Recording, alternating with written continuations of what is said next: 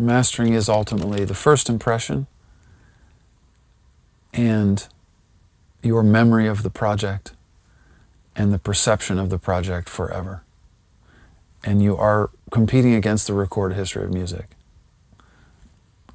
So, is mastering necessary?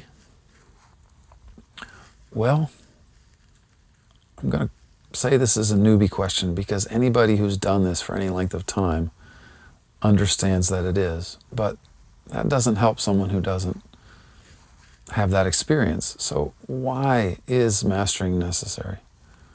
Well, firstly, as a mixer, you want someone in a better room with the experience of doing this every day for hundreds of records and thousands of records to come into the process and help you elevate the situation. Now, if it's not elevated, then that's a bad mastering job. You need to either communicate with the person better or find a different person. But if you say, well, this was a bad mastering job, therefore mastering isn't necessary, that's kind of silly.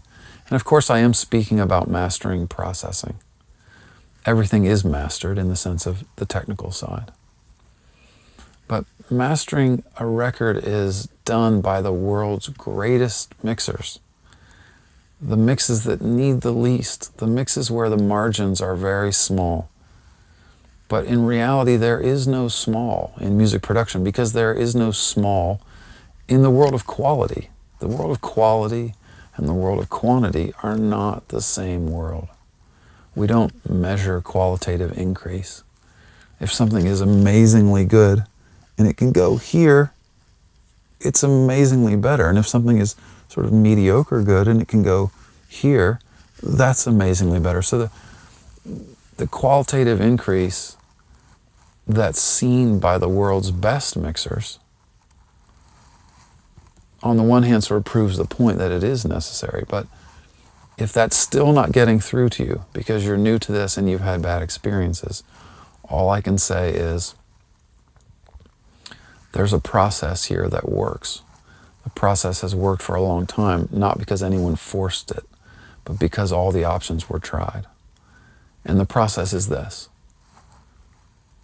inspiration, arrangement, tracking engineer, mixing engineer, mastering, distinct steps where you do not get caught up in the next step too much, unless you're the producer's overview mind. But when you're actually doing those steps, it's one at a time. And when you're done with the mixes and you love them, and they've all been done individually to be exciting and inspiring, you send them off and we tie it together and we make sure that it moves forward.